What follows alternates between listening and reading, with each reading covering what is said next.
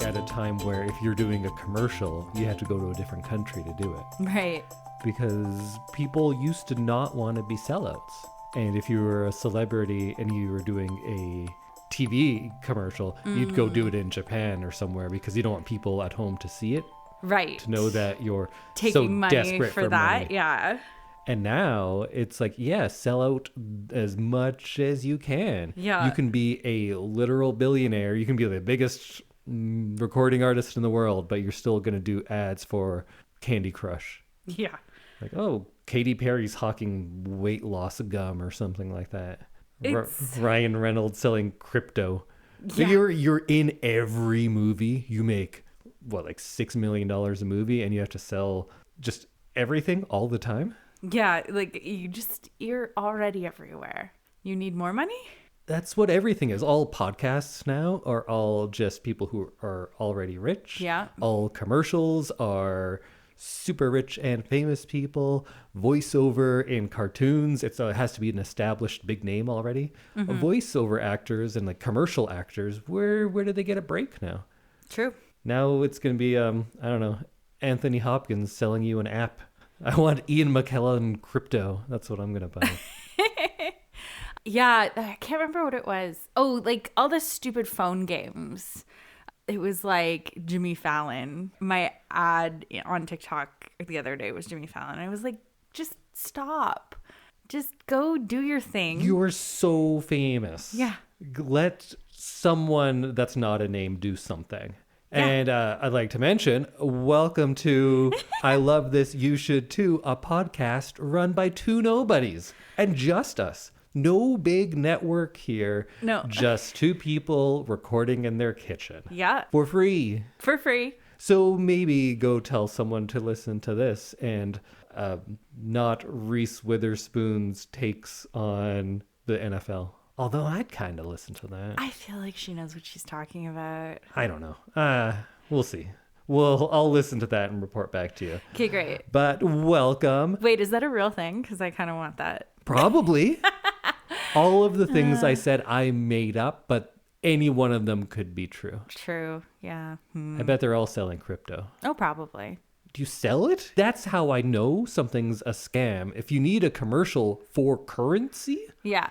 doesn't seem right. No. I also thought that like Bitcoin was like a similar currency to like actual money, but you can just have one Bitcoin. Well, you can have just $1. Yeah, but one Bitcoin is like $600. It didn't used to be. Yeah. So I learned about that recently and I was like, seems like a scam and like something I shouldn't be spending my money on. I feel like all of the subsequent ones, well, they've been proven to Yes. be scams. Like Lots of presidents are just like, you know what? I'm going to make a quick $1 billion. I'll just put this out, take all the money and then go bye. And then it's fine. And everyone's just like, yeah, that's what the world is now. That's just how world works. Yeah. What was I talking about? Introducing us? Yeah, podcast. It's me, your host, Indy, nobody special Randhawa, and my lovely co-host, Samantha, will sell out for any amount of money, Randhawa. That's me. I will sell out. Yeah, so we'll sell out. We're not Not for anything though, but We're not I'll hawk crypto without knowing what it is. too proud to read ads for money. Yes. Just So- give us some money. We'll read your ad right here. Sponsor us, please. There are some things I won't, No? but most things. Yeah. If it's just like a product, Yeah. paper towels? Sure. We are sponsored by paper towels. Use them to clean stuff up. There you go. There's your ad. Paper towels. No brand. Please Just hire paper us. towels. Oh, it's been like a few minutes already. We should start off. Okay. So what we are doing today is we are talking all about the 2003 movie Lost in Translation. This was a movie that I saw when I was 18, 19, whenever it came out. And I liked it then, hadn't seen it since, so I really wanted to rewatch it. Samantha was unclear if she had seen it, so we're just going to say you hadn't because you didn't remember anything about it at all. No. I think you might have just known about it from being in the world. I had snobby film friends, so I think I just heard about it a lot. And this one, you didn't have to be a snob because it was very, very successful. It's much better if you're a snob. You'll like it more if you're a snob, like Yeah. I was. But I liked it a lot then. We'll talk about my thoughts upon this 22 years later rewatch. Yeah, I'm really interested to know your thoughts on it. Well, let's talk all about it for the next, I'm going to say, hour and 2 minutes. That's usually how this goes. Oh, wow. Okay. We'll see. But first, your first watch, pretty much. Mm-hmm. What'd you think? I liked it. I thought it was kind of artsy. It was kind of artsy. I thought it was like a pretty accurate representation of being in a foreign country and not speaking the language. I thought that Scarlett Johansson was very charming. Yeah, I will agree with 66% of that. Oh, okay. I also liked it. I don't think I liked it as much as I did then. Okay.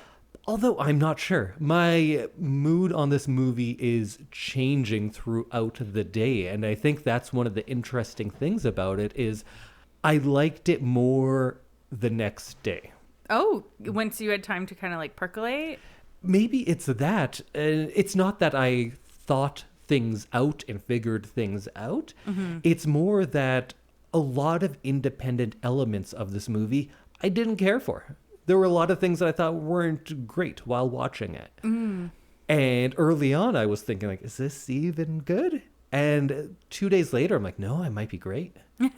So we'll talk all about that. We'll have a little bit of structure today. I thought maybe I'll start off with talking about some context of how the movie was made and where certain people were in their careers and lives, because it does impact this movie a good bit.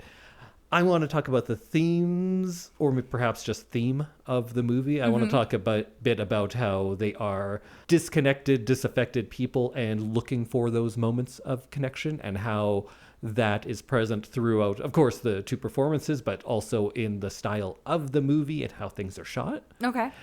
We'll probably talk about some of those formal aspects in there. And we'll probably have to talk about the ending, because the ending is a thing about this movie. Okay. Maybe we'll save that for the end, fittingly enough. Ending at the ending? That makes sense. Great. All right. So this movie was done on a budget of $4 million. It was an independent picture. It later got picked up by, I think, Focus Features. Yes. And it grossed over $120 million on that $4 million budget. That's crazy. Which is very impressive.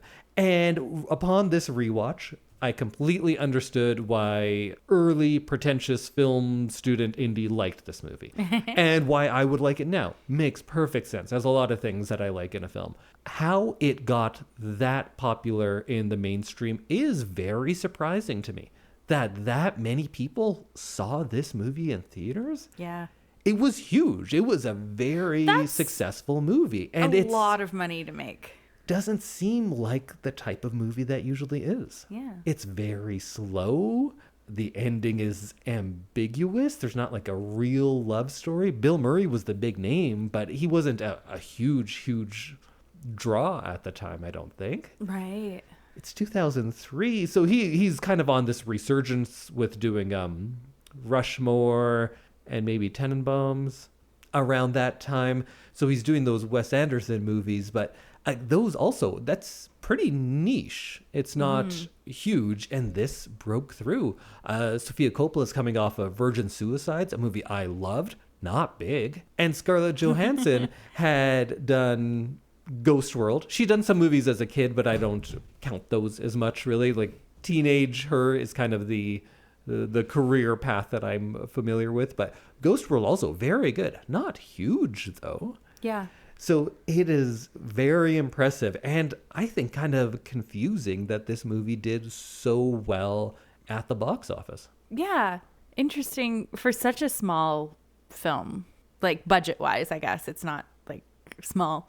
But yeah, I'm actually kind of shocked to hear that, and I didn't look anything up in like beforehand, so I didn't know. But yeah, it's interesting to see that this kind of movie was big.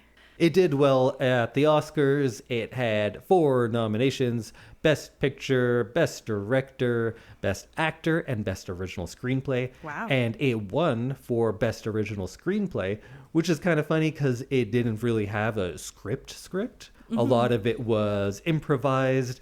They would just kind of say, this is what's going to happen in this scene, and then people just do their thing. There's some scenes that were just entirely like, hey, I want to do this, and then they did it and they put it in the movie. That's very cool. I like when the actors get to just kind of be like in the scene and decide what's going to happen. And because it was pretty low budget, they had to do a lot of things kind of secretly. I know for a fact because I took a video from the Starbucks at Shibuya Crossing because I wanted that view, because it's this very famous crossing that's very, very busy, and they had that in the movie. And I was like, I know that because I have a video of the exact same angle. So they were just shooting in a Starbucks, I'm pretty sure. Oh, that's so cool. So it was a lot of stuff that they're just not like a full guerrilla style, but kind of bordering on that. And it was filmed in just 27 days. So it's a true, like, it's an independent film movie. Wow. Sometimes I'll tell you stories about Bill Murray and how, like, he's both delightful and kind of terrible at the same time. Like, there's all these stories of how he'll just crash a university kegger and just hang out with everyone, drink all night, and then they all pass out and he just does the dishes and leaves. Like, he'll do things like that. Wow. Or he goes up to people on the street and just covers their eyes, and then they turn around and it's Bill Murray, and he just goes, no one's ever going to believe this story, and just walks off.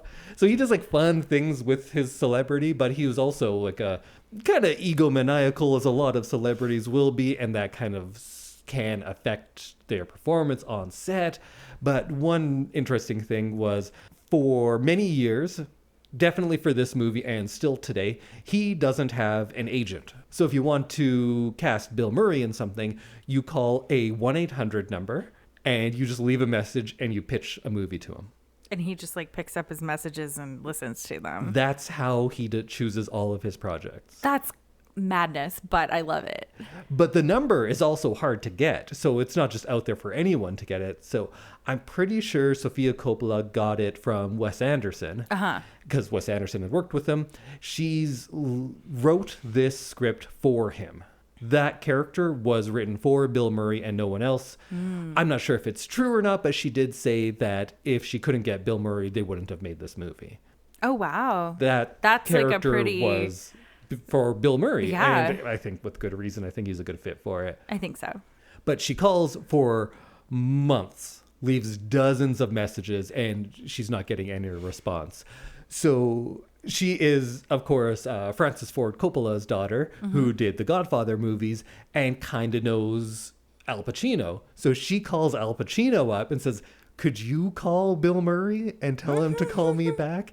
And she's like cashing in favors with all of her kind of celebrity friends, saying, call Bill Murray and tell him to do this movie. Oh, that's fun. She eventually gets him. But again, he doesn't have an agent or anything. So all she has is like, oh, okay, you're shooting in Japan and this time? Yeah, okay, sounds good. I'll be there. And that's it. And then she can't reach him again. So they go up and do all their pre-production stuff and just wait and assume Bill Murray is coming. And she's like, I don't know if he's coming. Maybe this is all for nothing. Do we have to scrap it? Can we get someone else last minute?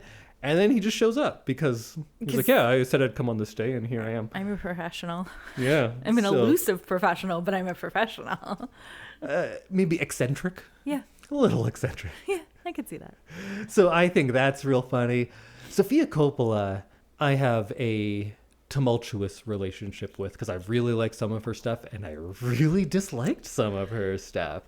But she, of course, is from the famous Coppola family. Her cousin Nick Coppola, or Nick Cage, as he's often known, her father Francis Ford Coppola. There's editors in the family, and she, as a young adult, doesn't know what she wants to do with her life. She has a fashion line. She starts a clothing line, puts that out. She tries to be a photographer. She does that for a while, moves on. She's a host on MTV for a bit. Wow. Yeah, and there was this terrible show. I've seen clips of it. It's called like High Octane or something. Oh. And it's like today we're going BMXing to the max. That's weird. It is very I don't weird. like that at all. It was so 90s. No, thank you. And then she marries Spike Jonze. Spike Jonze, also a very talented director. I like a lot of his movies quite a bit. And she starts directing and I'm not saying it's because of Spike Jonze, because like her dad was Francis Ford Coppola, so she wasn't far off always, and she was always doing stuff in film. And her debut, I think her debut was Virgin Suicides. It's the one that I knew of her first, and it's great. I think it's very good. I need to watch more of her recent stuff because there's a bunch that I haven't. But from what I've seen, all of her movies seem to feature a younger woman, usually someone who's coming from a pretty privileged life, but is ultimately dissatisfied with the world that she's stuck in, or the place she's stuck in, or the job she's stuck in, something like that. Like she did Marie Antoinette maybe next after this. You love that kind of thing. Have you seen Marie Antoinette? I have. How'd you like it? I thought it was like silly and kind of fun. I greatly disliked it. It might have been because her last two movies I loved, and I saw that in theater maybe opening weekend, and I really disliked it. So I also saw it in theater opening weekend. Oh, we could have been there. We could have been there at the same together. time. It was fun, and it was a spectacle, as you'd expect from that period of time. But I don't think it's as good as some of her other stuff. Which ones of hers have you seen? I saw, this one I really enjoyed, the look and everything. And so then if you told me that they were done by the same people, I would be like, that's really interesting. What it feels like is Marie Antoinette was done by someone who grew up watching a very serious filmmaker and then was like, here's my debut. I completely agree with that. And I think that it feels like Lost in Translation was made by the previous generation of filmmaker. Does that make sense? Interesting. Kind of. That this is perhaps more of her own voice and vision, while Marie Antoinette is ultimately derivative and attempting to be something else. Yeah, maybe. Yeah, that's what I think. But we're going to continue with this one. And then a lot of this is based on her life. Giovanni Ribisi's character, is his name John? I think, is pretty well recognized as being based on her then husband, Spike Jonze. They would divorce shortly after this came out, so they were kind of going through it during the making of this. And there's a lot of talk that Kelly, the Anna Faris character, is based on Cameron Diaz. Oh. And they worked together on Being John Malkovich, which we watched and I loved. So that was a Spike Jonze movie. Okay. She would often go with Spike Jonze to Japan to shoot videos and things like that. And this was very much based on what she was going through. She has denied that in interviews and then also said, yeah, that's true in interviews. So whatever. Most people say that's the case, and I don't disagree. Interesting. So that's a bit of context. We know Bill Murray was a very big star, and this is kind of on that upswing of him getting more, I don't want to say more relevant, maybe more relevant to a younger audience, at least. Mm-hmm. And both her and Scarlett Johansson are coming off of some smaller success, but definitely on the rise. Right. And maybe now we can just talk about stuff in the movie. Sure. Would you agree with me that the notion of disconnection ultimately is what the movie's mostly about? Yeah, I think so. I'd agree with that, I think. I definitely think that this movie would not work now because we are so connected now. You mean in the sense of phones and technology and Google Translate and all of this stuff. Half of the conflict in this movie is just because nobody speaks English. But I think this would still work. I think it would just look differently. Mm-hmm. I think if it were today, she would be in Japan and then maybe she would be sending videos and saying hey, I'm here doing this. And then she would shut it off and then you would see her go back to... But it's kind of a lie. Yeah, it's ultimately hollow. Yeah. Or maybe she would be trying to FaceTime people and just with the phone calls, it doesn't quite work out. Uh-huh. Yeah, I could see how that would work. I just really enjoyed how, like, not kind of how lost all the characters felt. I kind of enjoyed that. They were kind of lost in translation. Woo. But like, it just felt like they were all kind of spinning out on their own, and then these two characters happened to find each other, and I really enjoyed that. Did you find that for other people as well, or just our two leads, that they were kind of lost in this world? It felt like the wife back in, I'm assuming she was in LA, also seems very lost. But we don't really know anything about her, but it really seems like she doesn't really know. And then it felt like lots of the characters didn't really know what was going on in their worlds, and they felt a little lost. But you definitely get that in our two main characters. I kind of just felt it with the two of them, but maybe it's because you don't get enough of the others. I think... Or maybe they're fine with the amount of loss they are. Like Anna Faris's character, when she's up there doing her press conference, she doesn't know what she's talking about. She seems fine with it, though. Yeah. So I think maybe that's the difference. Yeah.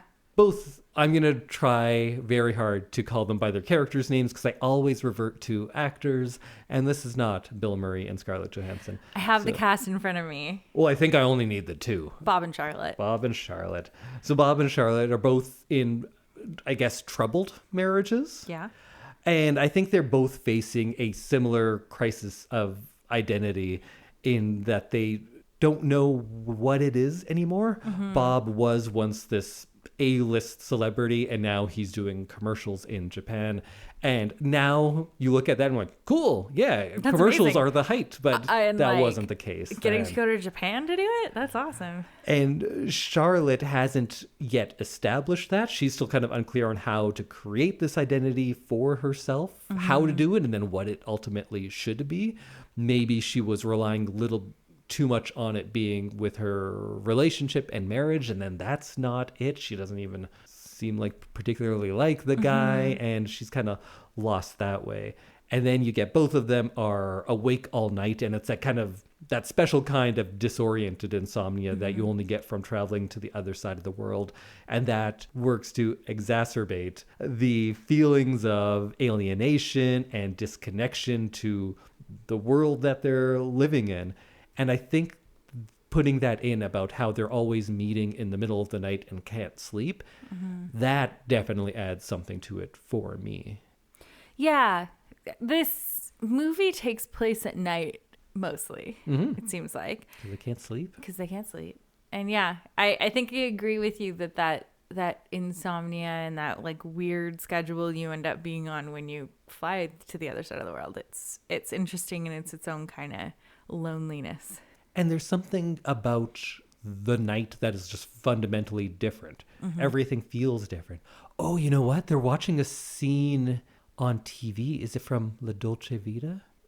Some real film nerds are going to get at me about this, but I believe a bunch of that scene is about how you can be romantic at night and then the sun comes up and you're like, oh, everything's different now. Mm-hmm. And it's just that charm, that freedom, something about it is different. It's like you're in a different world, and that world ends when the sun comes up, and the same rules no longer apply. Right. And I feel like that is kind of baked into this movie. It's like that other movie that we watched, that trilogy, the Before Sunrise. Oh, Before Sunrise, Sunset, and Midnight. Yeah. It's like when the sun comes up, everything kind of changes. Yeah. Yeah. And I feel like that in life, too. And then there's a lot of fun ways where they show this. I think one of the more clear ones is when Bob is doing that commercial and the director is saying all these things, and then the translator says one thing and he's like, that's all he said. And things are very literally getting lost in translation in that part. Mm-hmm. But then they're also using jump cuts in that scene. The jump cut is when you cut, but the camera hasn't moved or gone to a different place. Time has passed, but the camera isn't going out of its way to show time has passed. It's just, now we're 10 seconds in the future. Now we're 2 minutes in the future. Right. And it's just flashing it at you, which is kind of disorienting as well. So that adds to his confusion and his frustration. And he's doing all of these kind of exaggerated facial actions, Yeah. which I thought he has some great face acting He is what really I does. wrote down. During the commercial, he is like really going for it. And I appreciate it. And I think because they were naming all these like famous American actors, Yeah. I think he did a really good job at most of them. Yeah. I thought he was really like being those people. It's funny, her dad, Francis Ford Coppola, actually did ads for Suntory whiskey Oh, really? with Akira Kurosawa. Two of the greatest filmmakers ever in the world did some Suntory whiskey commercials together. Wow. Yeah. That's kind of wild, actually, that connection there. And then, of course, they're trying to find some sort of connection in each other. Or first, it's more they're going to try to go do things. And Charlotte invites him out with her, but he doesn't find anything in the city, or neither of them really find anything to latch onto out there. Despite all of these things that we see, they don't connect with any of it. And I think that's a time when using Tokyo is useful by showing like there's so many things, and they're not connecting with anything. The only thing they do connect with maybe is each other. Do you like them? I don't dislike them. I think if they were people we met, we wouldn't like them. Yeah. And I worry about that because a lot of what I like about this movie is I feel like it captures things that I feel and have difficulty articulating. But my fear in those types of feelings, because when you're thinking about how like, oh, I'm so disconnected from the world, it's ultimately rooted in selfishness. I think there's a lot of selfishness in spending so much time being self-reflective. And I see that in both of them too, as I fear there is in myself. Like they both have a fundamental inability to perform a lot of social and societal niceties. Right. They can't pretend to like something they don't like. They both feel kind of judgmental as well. They do feel very judgmental. Like when she won't go along with the conversation Anna Faris is having with her husband, Anna Faris is playing like a kind of a dummy. And also, we're probably not going to talk about any other performances, but I thought she was very good doing that. Oh my God. This Isn't is she like great? the perfect, like vapid blonde actress who is really just like the boobs and the hair in the movie, right? Like, But like not an over the top No. performance of that. Something that I see people like this. I know people like this. And you're not like, oh, they're not bad. They're just like, that's it. What you got on the surface, that's all. it. This is all. And that's good. It must be such a lovely life to be like that. And to see, look, now look at me. I sound just like Charlotte. Yeah. Right? It's true. That's what I see too much of myself in the two characters. That's what I'm scared of. Because I don't like them. I think they are too self-involved and selfish. They do seem very selfish. And they also, I don't know, they're like so perfect to be thrown together because they've got very similar things happening in their lives, and to be able to like turn towards each other and be so similar, it's really actually kind of amazing. The same, but also kind of on different ends of it almost. Yeah. Like he's gone through it all. And he's probably more someone who's become jaded over the years, or maybe he was always like that. We're not sure, but it definitely seems like he's someone who's on the downswing and is now finding that he doesn't connect to things like he used to. With her, she's young. I think she's playing probably like 24 or something like that, because they've been married for a couple of years. She just graduated, so I think it's somewhere in there. Yeah, And she's very young. That's also kind of one of those times when it happens, when you just get out of university and you're like, okay, I've been idealistic all this time. What do I do with it? I don't know. Yeah. And she doesn't know.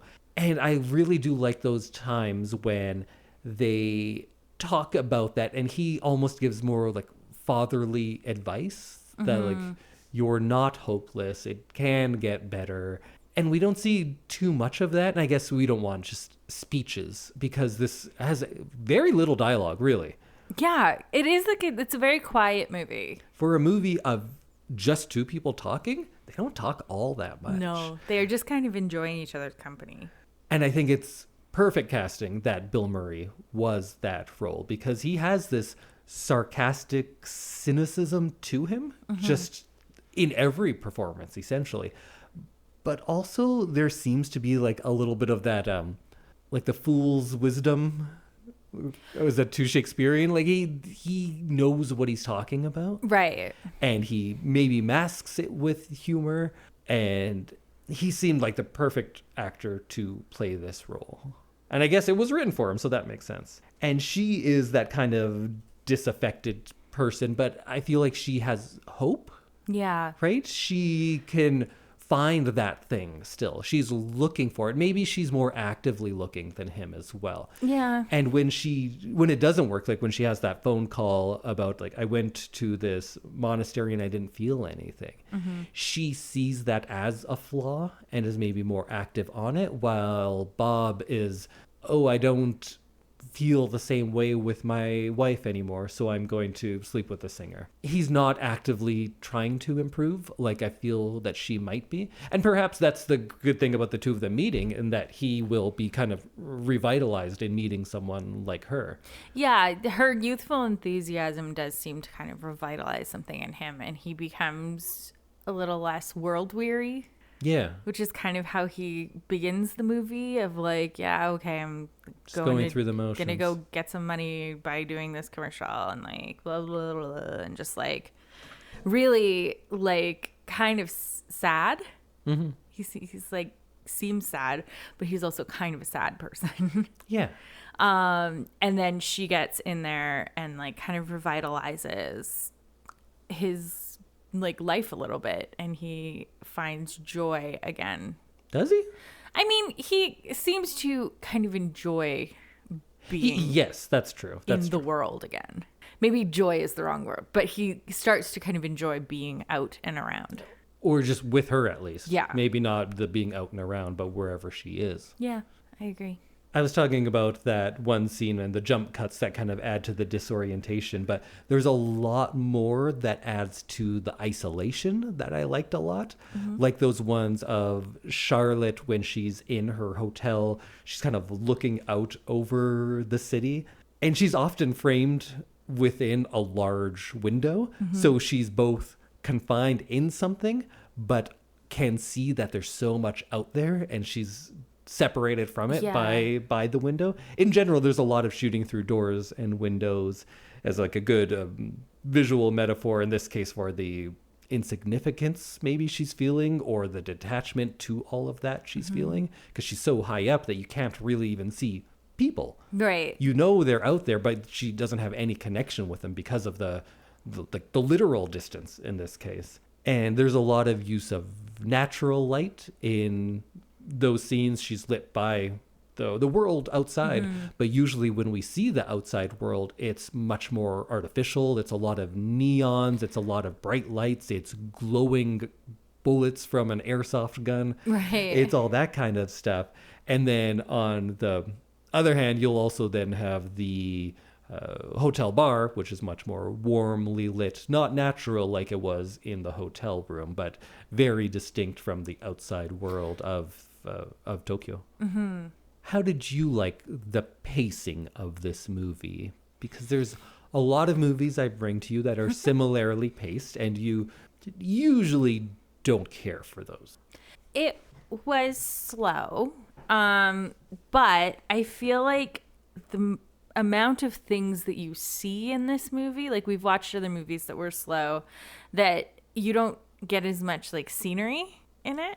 So do you think all of those big city shots, that kind of thing, keeps like you engaged? It helped, yeah. Interesting. Because there was always something to look at, right? Like there was always something new. It wasn't the same 6 rooms over and over and over again. You were like out and you were seeing Tokyo, and you were seeing this like grand hotel, and you were, like there was lots to look at, which kind of kept me engaged. Because I'll agree that like not much happens in this movie, but I don't see it as a negative. No, because in a way it's so much more relatable, because the things that are keeping people apart in this movie are not kidnappings or wars or every romantic comedy, which is just a simple misunderstanding that could be clarified if someone just spoke to the other person. Yeah, right. It's just them. They could get together. And I guess we'll talk about pretty soon if it's romantic or what it is. Like in this movie, they could kiss in the first meeting. Oh, yeah. But they don't. And there's no big reason why. It's just, that's just kind of how people are. Yeah. That's the reason for so much of this. It's tricky to say why things happen other than, yeah, that's just how people are sometimes. Yeah. And like coming from the places that they're coming from, it kind of makes sense. Like not like being more real life, this like as this movie is, it seems like it's not movie magic where everyone's on the same page at the same time and ready for the big romantic kiss. Mm-hmm. It's like, yeah, we're both married. We're both in like weird, shitty situations. We're both in this like brand new place and we're feeling very lonely. But it doesn't mean that we're both like instantly on the same page. Maybe that's a good jumping off point to get into the relationship in general and what you make of it, because my feelings on it have definitely changed from what I thought it was 20 some years ago to now. And I think that kiss, the one kiss they have, is a big part of it, because in conventional cinema, a kiss at the end of the movie is the resolution. It's the justification for spending your time watching this movie. It's a concrete outcome.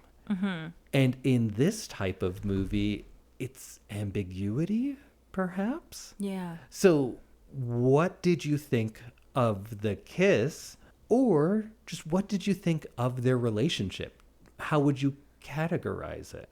So it was kind of like a confusing relationship, which we'll get into, but I just felt like at points it felt very like father-daughter. Yes, definitely. At other points it felt kind of romantic, like you could see the chemistry there. And then at other points it felt like they were just kind of oblivious and just like enjoying being with someone who had a very similar like view in life. It's like friendship. So do you think ultimately that they both, or one or neither, has romantic interest in the other? I don't know. I thought about this a lot this week, actually, since we watched it. I felt like it was like one of two things. They were like romantically interested and neither of them was sure the other person was like in the same place. And of course, with like a romantic comedy, you don't just like talk about it. And then also it felt like kissing your best friend just to see if there's anything there. Like it felt very much like we should probably just kiss one time just to see if there's like a spark. So then they do. They do. Was there a spark? I don't know. So I have a very hard time with that question. And I think that's very intentional. Yeah. They purposely didn't put in the audio for that last little bit, right? Yeah. So I think that ambiguity is very intentional. But I think my mind changed when I thought of this movie from watching it 20 years ago. I did not remember them kissing on the lips. And I thought when they parted, they were both very sad. Yeah. But in this watch, I see that like, no, yeah, he kisses her on the lips, which is pretty much a romantic gesture. Yeah, I guess you could say like, oh, that could be friendship too, but I don't know. Like on the lips, like that seems like that's romantic. Yeah. And then they are both happy after, which I did not remember. And my new reading, I like it much less. Oh. When he kissed her, I was uncomfortable. I didn't care for it. He does seem very, very much older than her. He is. He absolutely is. Oh, well, is. yeah, but he seems like he should not be kissing her. That's part of it. Yeah. A big part of it was that. And then also, I don't want to say it cheapens what they had, because if it's the greatest love story and then they live their lives happily together, then that's not cheap at all. But it felt like it took away from this bond they had of two lost people just trying to help the other find their way. And finding it in a happy relationship, a romantic relationship together. I don't know why that should feel cheap to me, but it kind of did, because not that the movie was leading us other places and then, haha, it's a romance, got you. It didn't feel cheap like that. No. It felt unnecessary. Yeah. Maybe. I kind of liked the kiss at the end because it felt like tying up a bow on their experience. I didn't want that bow. This movie was about that ambiguity, and they're trying to keep it going in the end, but when you kiss and then they're both happy, it didn't seem that ambiguous. And from what I can see and hear, it kind of sounds like he was saying, oh, that you had to tell him everything. And, oh, I forget what it was now, but it seemed like they were talking about just meeting again. Yeah. And that is so unfulfilling to me. And it shouldn't be. Because if you look at this as a romantic story about two lost people and they find love and now they're going to be happy together, that sounds like a good movie, but maybe that's just not what I wanted the movie to be. I wanted it to be something different. Movies about lonely people falling in love, there's so many of those. But movies about two lonely people realizing and seeing themselves in each other and then growing from that in a platonic way or in a kind of a mentorship fatherly way, because there were those scenes that seemed very much like that. That's something I don't see as much, and I kind of want to. Because if we heard the audio and he's just says, hey, you know, we both live in the same city, right? Well, do you want to have dinner next Wednesday? Right. It would be Doesn't that easy. seem wrong? Yeah. And I don't know why I feel like that's wrong, but it just doesn't feel in service of what I thought was trying to be portrayed through these two characters. I guess we already talked about the end, so maybe we don't have to talk about the end. They kiss. Yeah, that's kind of a tough one to like. So I like the ending less now. Before, my memory was this ambiguous ending. What did he say to her? I don't know. And now I just think, oh, they're just going to get together. That's why they're both happy. And they're like, all right, see you later. So, yeah. I don't want them to be a couple. No. I don't know. I'm very conflicted about this ending. Me too. Yeah. Maybe that's the point. I've also gone to a country, been very close with someone for a week, and then just said, bye, we will never see each other again, and let's not keep in touch on social media or anything like that. Because like, this was great. Yeah. Goodbye. And then you're gone and you never see them again. And that's cool. Little vacation fling. Or like something platonic too. Yeah, that too. Like there's been people I met and we hung out every day for like 5 days in a different country. Never saw them again. Always remember them. Yeah. Never saw them though. Yeah, that's interesting. Maybe, I guess that's just me putting my stuff on this movie of what I wanted out of it. But I also think that like this movie does a really good job of making you think about your stuff, right? Oh, yeah. Like I really think that it does a really good job of like giving you a chance, and maybe because it is like slow and quiet, giving you a chance to really think about like whatever things that you might identify with in this movie, whether it's like traveling alone in foreign countries where you don't speak the language, or vacation fling, or, you know, meeting people and kind of never seeing them again. Absolutely. I feel like the pacing and particularly the use of silence, it makes you think about those things. They're not talking to convince you of something of their character. They are just being in that moment and forcing you to be in that moment with them. There's a lot of silence throughout, and I think it's effective. I know a lot of people don't like that kind of pacing, but this movie is about those moods way more than it is about the plot or the dialogue. The dialogue, I don't think, is particularly good in much of it. There's a few scenes where I'm like, that doesn't really make sense. And you have so little dialogue and that's what you're using it on. That's perplexing.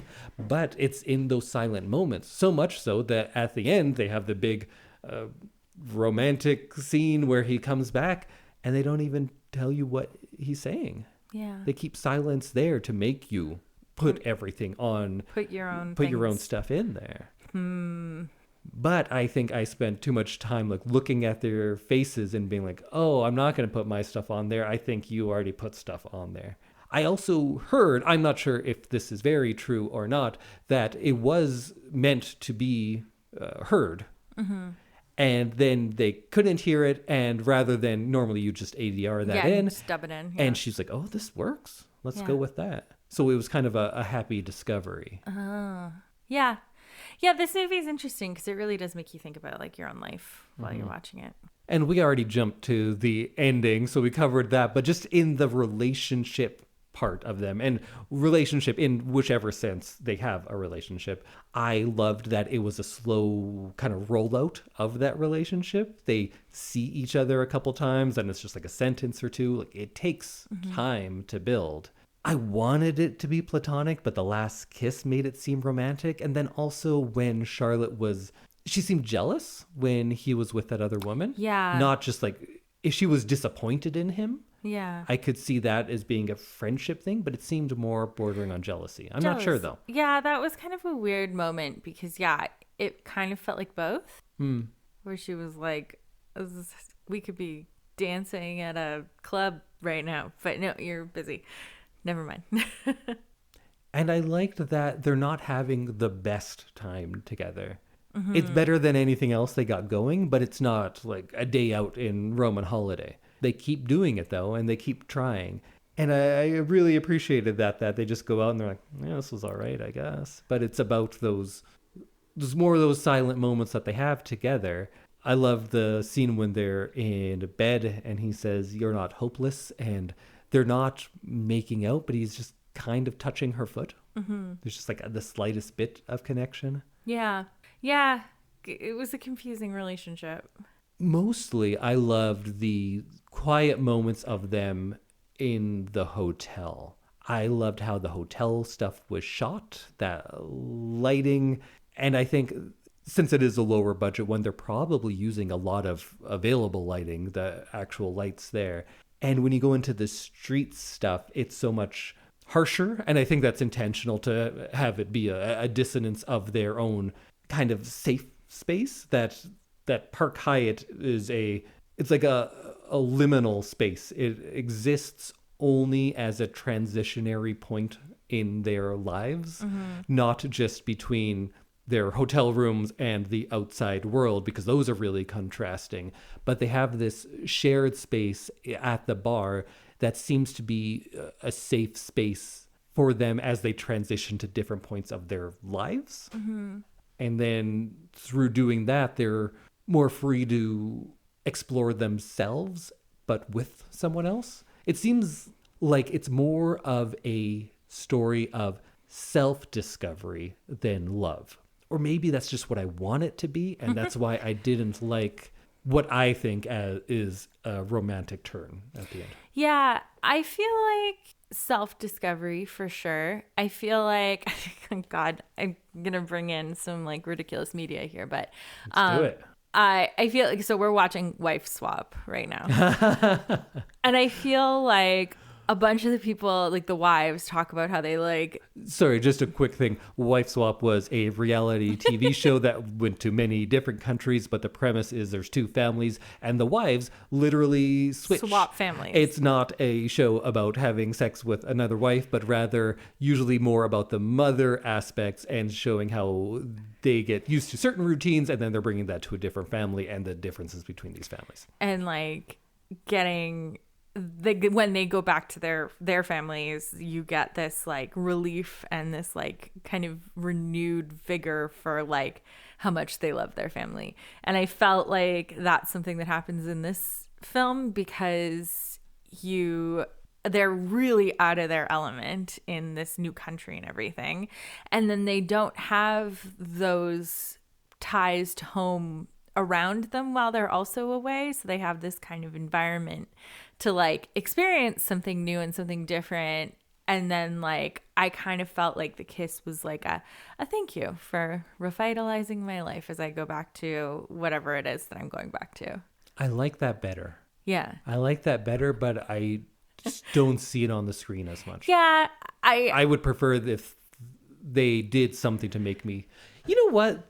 I think that can still work because they can still be happy about that. Yeah. It kind of felt like I said earlier, like go out there and get them. Like a bow on the top of this experience, and that's what it was they kind of reinvigorated each other for the lives that they have, and then it was like I'll see ya, thanks. Yeah, it just felt like a thanks for this experience, and I'll always remember you. And they just happened to kiss as well.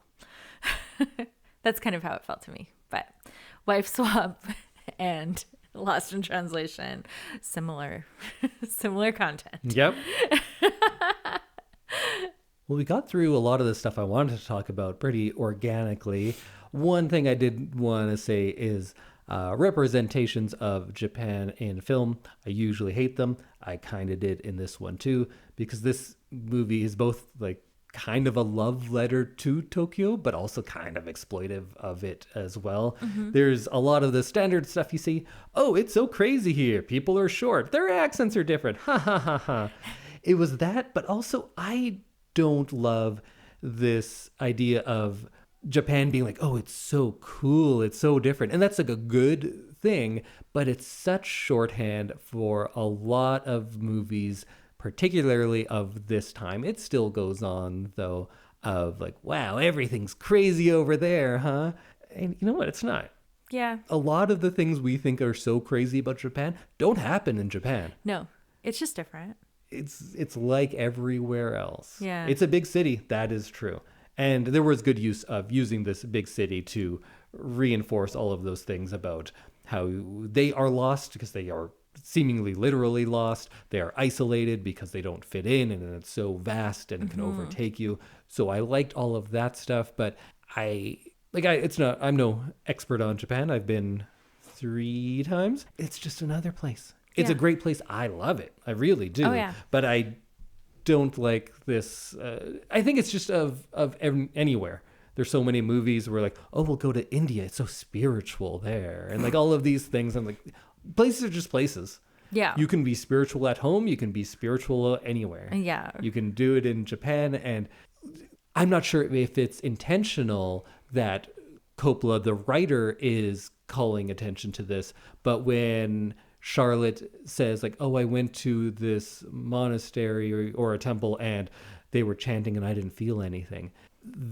I'm not sure if she's saying like, yeah, why do you think that just because it's a different country that you're going to feel something special? Or if Coppola herself is like, it's such a spiritual place and it's special because it's a different language and that's where you feel something. So if you don't feel it there, you never will. Mm-hmm. The idea of, because I lived in other countries and I met a lot of people who were going because like, I'm going to find myself here.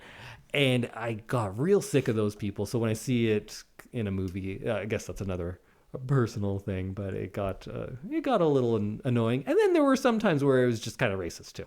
Yeah. Yeah.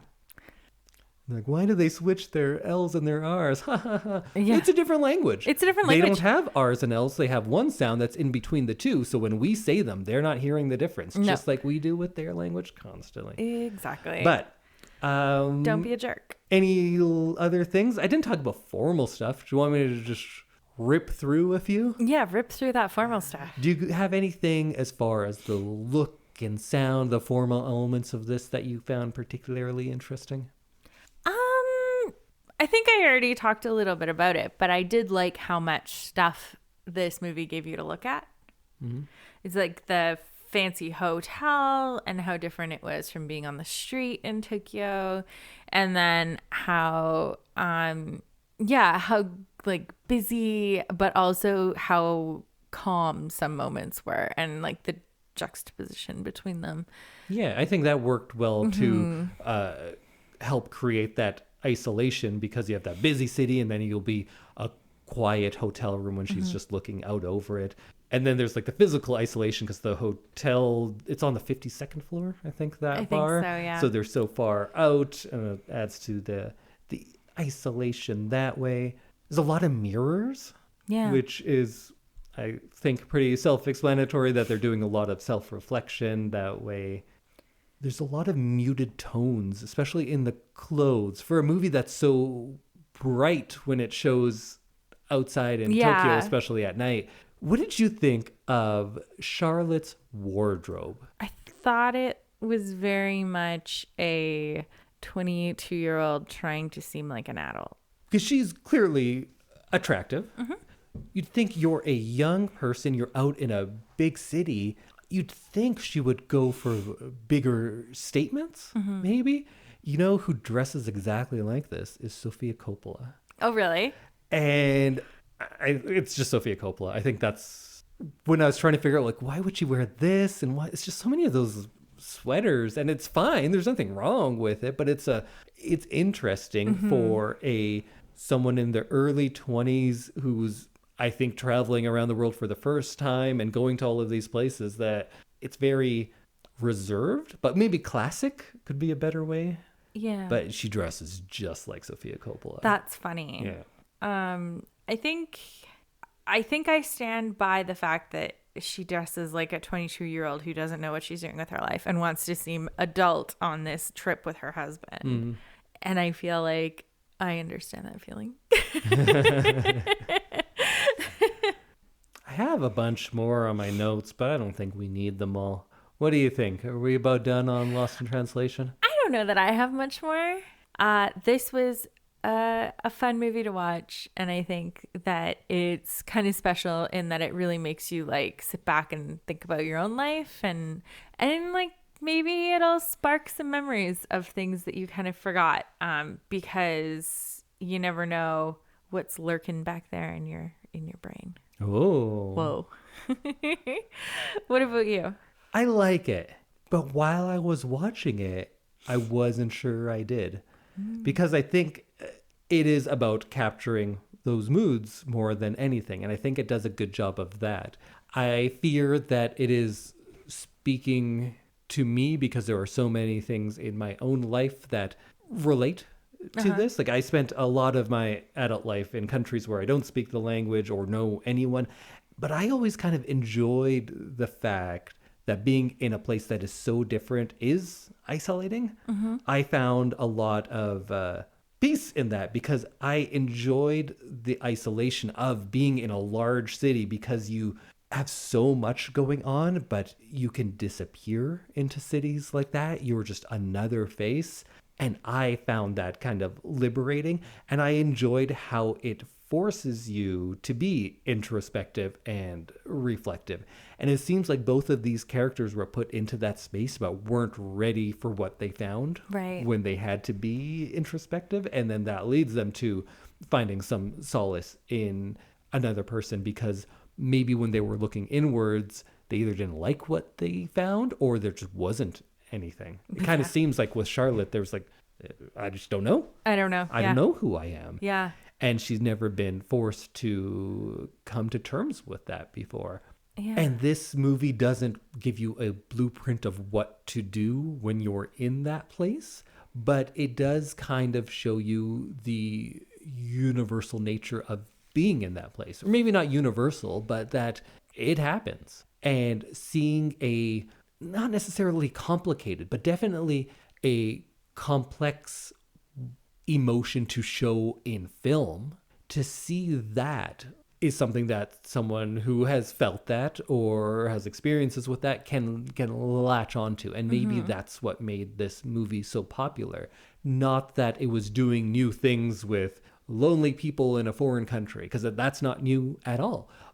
But how it captured the emotions of feeling disaffected or disassociated with your culture, everyone, humanity, and finding your place, how it captured that is something that's quite unique. I don't think movies do that well or often. It's usually something that you wouldn't tackle. You would just have them be in love, and that's the story. And that's a fun story. That's probably a more fun story. Yeah. But because I don't see what this movie captures in other places, that's why it always stands out, I guess. So that's why it was so successful, and why I didn't love it while watching it, because there are scenes like when someone calls someone, and that's not how a conversation goes. That rip my stockings bit was very uncomfortable and offensive in a different way. Like that, yeah. And you can see these things where you're like, I don't know, is this a good movie? The performances are great. The direction, very good as well. But what it leaves you with is something that's very tricky to do.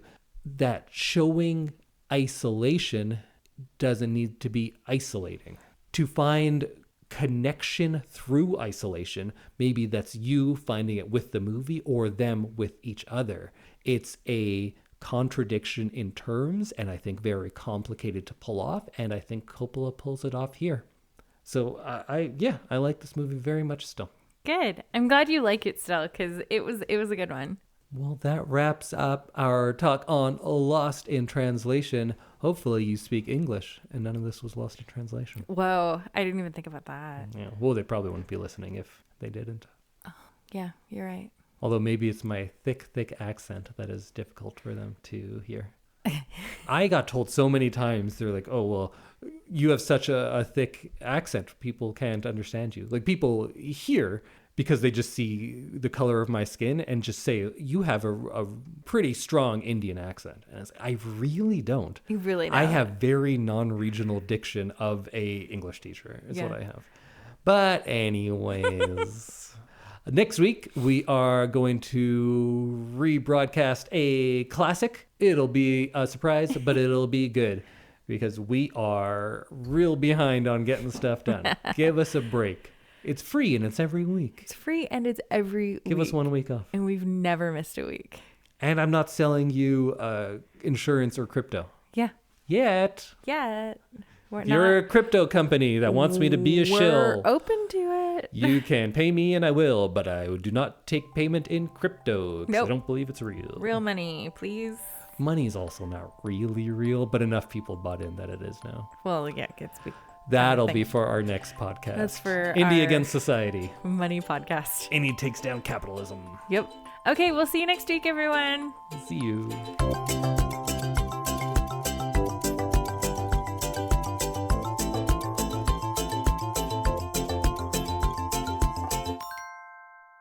On the topic of celebrities doing ads in Japan that they hope no one will ever see, Nick Cage, her cousin, did one, and he sings in it, and it seems like it's all ad-libbed singing, and it is wild.